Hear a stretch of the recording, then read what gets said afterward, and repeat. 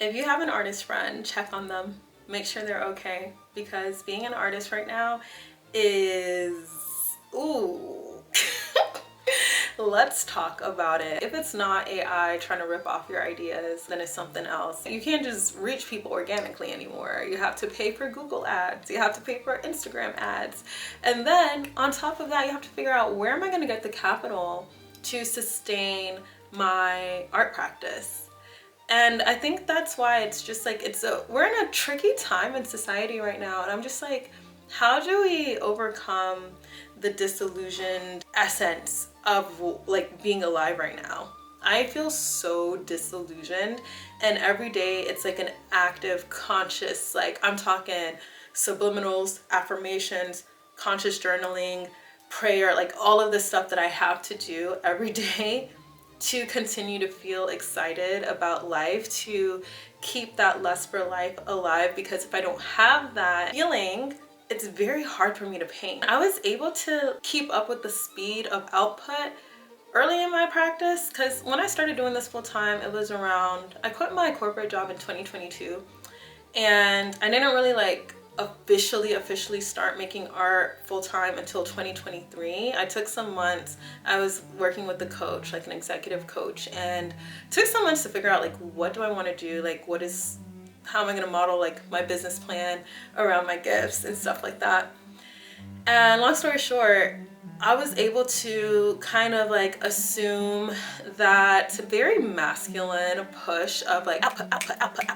Because I think I watched this interview of Basquiat, may he rest in peace, and he was talking about how like your speed is going to distinguish you. But I feel like for women artists, I don't know about you, but like I live in tandem with my cycle. So boo-boo, luteal phase, menstruation phase, I'm not doing all of that. Like, I mean, I'm gonna do other things. I might write, or I might like make music, or find other ways to keep that creative spark alive. But like in general, I find that as we engage with late stage capitalism and navigate how to honor our art practices, the integrity of what it means to be an artist, while still having to succumb to the pressures of, capitalism. Like, we have to live. We have to pay for things. We have bills.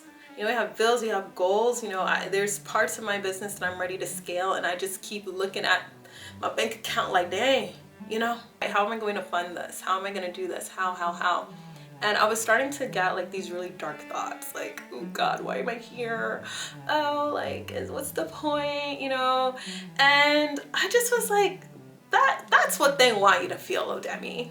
That's exactly what they, and who do I mean by they? The enemy. The enemy. And who is the enemy? Ooh, I can't list it all out, but I would just say the entities, seen and unseen, that benefit from our despair, that benefit from us not seeing ourselves how God sees us. They want us to feel like, what's the point? But the thing is, if we took every single artist, let's break it down even more. We took every woman artist, ooh, let's break it down even more, because we just had Juneteenth. So if we took away every black artist, black woman artist, the world would be a very sucky place. And so that's why it's just like the vampiric nature of just society right now, and like the consumption of creativity without compensation. It's been really tough to navigate. And that's why I'm like, if you have artist friends, check in on them. Like, the suicide rates of Black women right now are so high. It's climbed, yeah. So suicide rates among Black women have climbed significantly over the last 2 decades. It's more than doubled between 1999 and 2020 for women aged 15 to 24. I found myself questioning my purpose, questioning my why. Like, why am I here? Because things have been so tough in just certain regards for me, like emotionally and just like mentally, because of external factors that I can't control. Like, I have 2 Ivy League degrees, and it's been really tough for me to even get a corporate job again. Like, I have worked for the World Bank. I've worked as a marketing manager for an international fintech company. And so now I've had to turn to, you know, good old-fashioned freelance, good old-fashioned, you know, freelance consulting, contract work, all of that. And even still, you know, there's just been certain things where I'm just like, wow, like it's just so hard to just even exist. And I think a lot more people are navigating this than we talk about. And I know for me, I wish I had a community of creative women, especially creative women who can relate to being a Nigerian woman. It's really tough to find. And I think ultimately when I, you know, went into prayer and I spoke to God, I was like, God, like it started when you told me to write this book. Quick plug, Force of Nature, available on Amazon.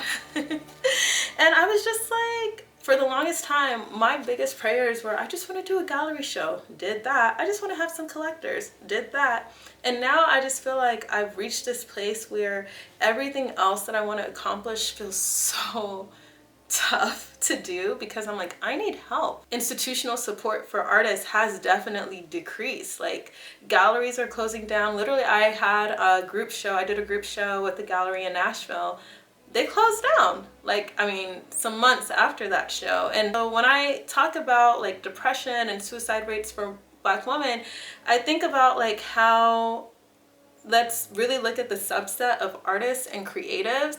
A lot of us go through such intense emotions and then already feel misunderstood by society. So it's just like, what is being done to make sure that we're good? Because it can't just be us like putting out so much that it's healing for people. Oh my gosh, everybody's always telling me, oh my gosh, Udemy, you have such a great soul. Talking to you is so healing. Oh, like this and this. Okay, like pay me to do something then. Commission a piece for me. Buy my artwork. Like if it is so healing for you to see, buy it, you know?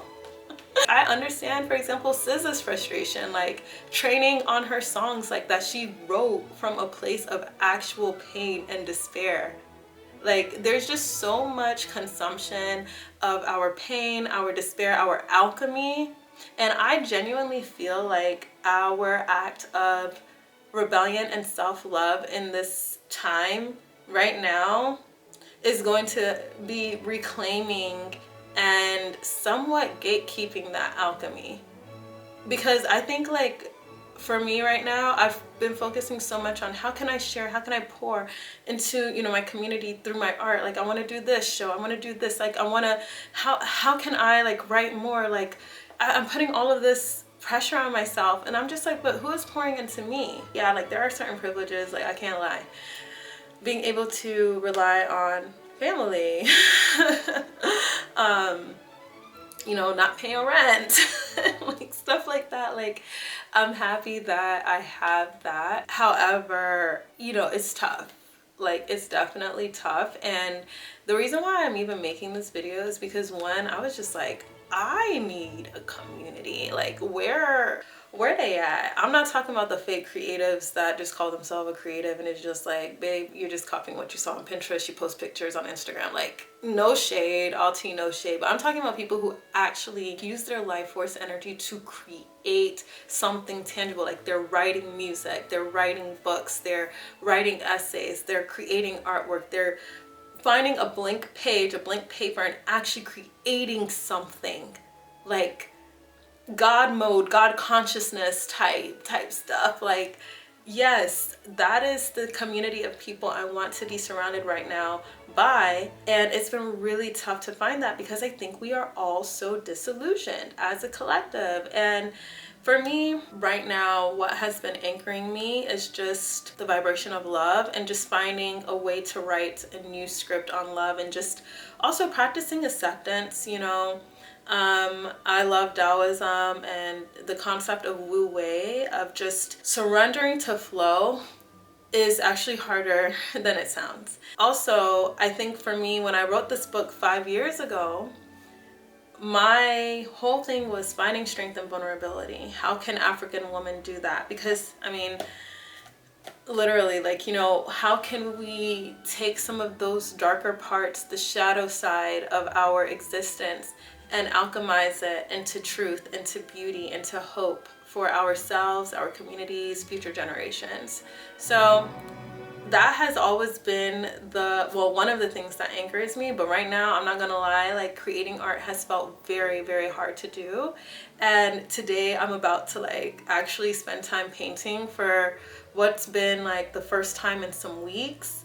Just like do it. And I've been putting so much pressure because I'm like, oh, I need to sell paintings, I need to do this, I need to do that. And I'm just like, dude, at the end of the day, I feel like those of us who God has given us gifts, creative gifts to use and to put it out there, sometimes maybe the reward is just that we can inspire the next person to do it. And maybe this world can just become a more loving and beautiful place because we have all decided to share our gifts and not feel bogged down by the pressures of late stage capitalism, the pressures of just where society is right now, the vampiric nature of a lot of things. YouTube for me is really a space where I can share myself more freely than, you know, other platforms. And I mean, LinkedIn is so professional. I do have a LinkedIn newsletter that I share on my community tab here sometimes, but you know, if you want to follow it, it's called Heart Behind the Art on LinkedIn. That's my newsletter there. But there's just something about YouTube where I'm just like, you know what, it feels like I might be able to find the people who understand what I'm going through right now, and we can all support each other. I wish we had more people who were tapped into that vibe of the 70s, like love, peace, like let's come together, you know? And I just wish there was like more collaboration. You know, if institutional support is deteriorating in the art world, then how can we support each other? How can we collaborate with each other without it being weird? You know what I'm saying? So I don't know what the answers are. I just felt like I needed to make a video today, actually sit in front of my camera and talk to y'all. Especially because there's a lot of like new people. I always share videos that have snippets of B-roll from like really beautiful parts of my life. However, there is also that side of my life where it involves a lot of alchemy. It involves a lot of transmuting pain and despair and melancholy feelings into something that resembles hope and into something that can become inspiring for myself and also other people who encounter it. I was put here for a reason, and so were you. So if you've been feeling really low lately, I see you. And if you have artist friends, definitely check in on them right now. It's definitely a weird time to be an artist, but I think that there can be I think that something really beautiful will come out on the other side of this, but it is going to take intention. But like, also with that being said, I also believe that the decision to rest and allow yourself to be poured into as well is probably going to be the most revolutionary thing that you can do right now if you are a fellow artiste. Let's take it a step further. If you're a fellow woman artist, and then let's take it even a step further, a Black woman artist, because I've been peeping some stuff lately and I'm just like, whoa, racism. But you know it's bad when that Ivy League nepotism ain't doing what it used to do. It's these 2 Ivy League degrees, I've milked all I can, and I'm just like, wow, all right. Is it because I'm Black? There's been so many people that sacrificed and fought for me to even be able to be an artist here in America, to be able to be free, to be able to, you know, we just celebrated Juneteenth, and I think that I am trying my hardest to preserve that liberated feeling, because freedom starts within you and it cannot be tied to what's in your bank account. And this is what I'm realizing. It can't be tied to what's in your bank account. It can't be tied to who buys your products. Like, if that is what your freedom and your sense of liberation is tied to, then it won't be long before someone can take that away. And so I'm just relearning and rediscovering a new way to express my freedom now as an artist, a new way to express love, and doing so through alchemy. So I hope that this can resonate with someone and uplift you as well, because you're not alone if you're going through something similar.